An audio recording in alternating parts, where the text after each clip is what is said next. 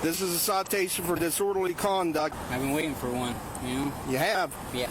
Why have you been waiting for one? My lawyer said I got to get a couple of them. From what you're telling me, it sounds like she only cares about getting a fucking payday. Hello everyone, and welcome back to another video. Today's video takes place out of Morgantown, West Virginia, and it features the Morgantown Police Department and the Mountain State Justice and their ongoing dispute about the excessive ticketing of panhandling and the violation of civil rights of these individuals. On April 22nd, 2024, Mountain State Justice filed a lawsuit in the Northern District of West Virginia against the city of Morgantown for allegedly violating a man's First Amendment rights with the recent efforts to criminalize panhandling. The man that you see in the body cam, his name is Anthony Rowand, and he is a plaintiff in the class action lawsuit. He was ticketed over 7 times, with 2 being in the same day. A little over a month after MSJ filed suit against the city, Morgantown City Council repealed its panhandling ordinance prohibiting solicitation of persons traveling in vehicles on public right-of-ways. As for Rowand's lawsuit, filings indicate the parties are directed to provide the details of a proposed settlement to the court on or before February 21st, 2025. However, according to MSJ Deputy Director Lydia Milnes, what we saw was the Morgantown police officers begin issuing tickets for the same conduct using other means. So instead of ticketing specifically for panhandling, they're ticketing for crossing at a roadway outside of a crosswalk or disorderly conduct, she said. Our concern is that this is basically pretextual, the use of other ordinances in order to continue to prevent people from engaging in constitutionally protected speech. A witness saw the male enter a blue Buick that has no hubcaps on the back tires, still in the direction of travel from Commerce Drive west there. NACA 634, could you give me the last one, my IR, please?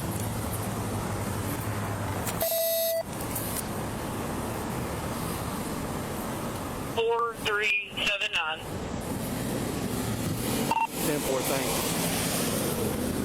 1408. So people are already yelling at you, telling you to go kill yourself and stuff? Does that happen a lot when you come out here and stand? Yeah. Okay. Yeah. So you know, and you come out here, it's causing people to get angry, upset. Okay, creating a possible risk for you and them or whoever else. This is a citation for disorderly conduct in violation of City Code 509.01 subsection G. Okay? I've been waiting for one, you know? You have? Yeah.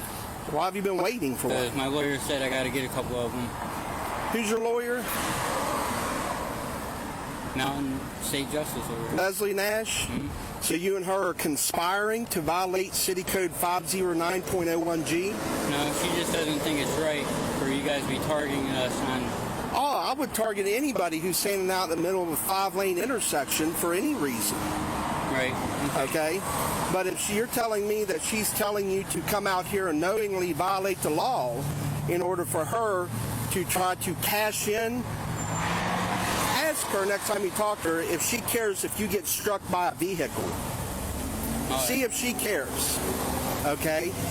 Because from what you're telling me, it sounds like she only cares about getting a fucking payday. Suing the city, pulling the handle on the slot machine and have the quarters get out. Is she going to be there in the hospital with a broken, while you laying there with a broken back? Yeah, I see. If you want to go over there to the side of the road, or that side of the road, I don't care. Okay? Okay. You're off of the road. It's in the middle of the road. Okay? I understand. Now, Anthony, you ask her, and you look her in the eyes when you ask her, say, hey, do you care if I get hit by a car? And see what her response is. Yeah, because maybe you're right on that, you know? Maybe it's just a ching that she's seeing, you know? I mean, did she have anything to do with you until you started getting these citations for standing in the middle of the road? No. Did she even know who you were? No. And I've told you from the beginning, you can't stand in the middle of the road. I don't care about your financial position. I don't care that you're homeless. Have I called you names? Never. Have I called you a dog or a piece of shit or anything? Have I treated you like you're an individual, a human being? Okay. I'm a police officer. It's my job to serve and protect. Okay? Yes, sir. It ain't her job to. Right. Now, by you signing this, it's not an admission of guilt. It just shows you've been given a citation and you need to contact this number that I circled for you before this date, November 21st, 2024 at 3:30 p.m. Yes, sir. That'll be your court date if you wish to have one. And if you do, that's fine. I'm not going to get mad at you. That's your right as an individual, as a citizen in the United States. My concern is you getting hit by a car and me coming up here and having to scrape you off the road.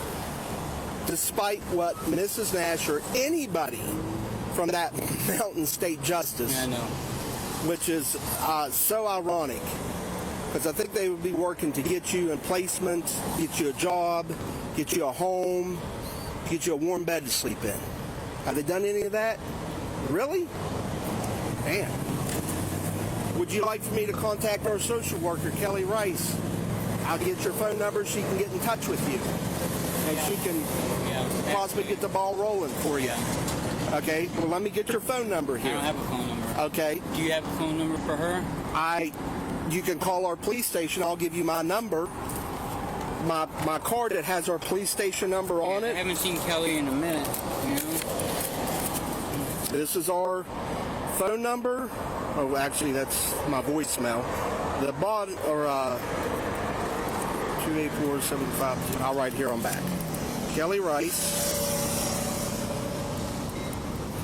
304-284-7522. That's our station number and her name, okay? Just need to get your signature where that X is at, and like I said, it's not an admission of guilt. Hey, thank you, buddy. Hey, good to see you.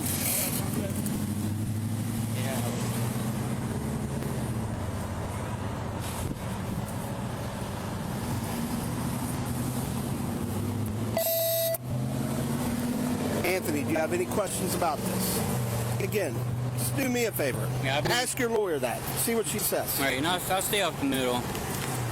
To the side. Okay. Okay? I came up right behind you. You didn't even see me, man. What if I'd been a drunk driver or some crazy nut job? I don't know. Okay? Any questions before you go? No. Let me walk you across the road here. Okay. I know you don't make the money over here, but man, I'd rather you make a little bit less and be safer. True, okay? I understand.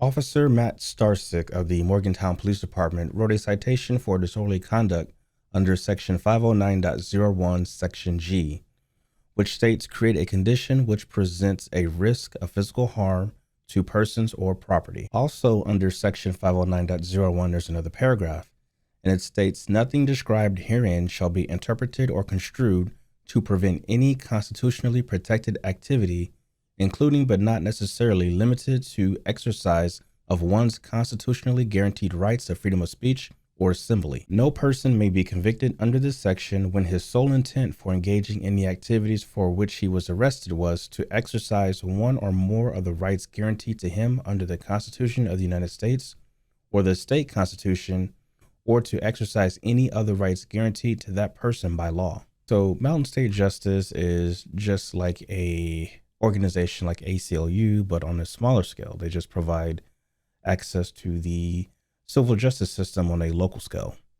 And I'll include more information about what they do on their website in the description box below, so that way you guys can go check it out. Now, my overall opinion on the entire situation is that it sucks for the individuals involved, especially for the ones who are not financially capable of taking care of themselves. Now, it appears that if the police officers actually cared, they wouldn't be writing numerous tickets for people who are asking for money, especially writing 2 tickets in the same day for a person who may not be financially capable of paying for those tickets. Now, tell me, how does that make any sense? Now, what I believe to be the biggest mistake in this situation is that the plaintiff is pretty much talking to the defendant about what he may have discussed with his attorney.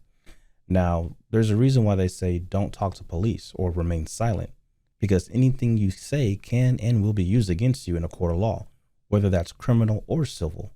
So that's why it's recommended to not talk to anyone about your case unless it's someone you trust.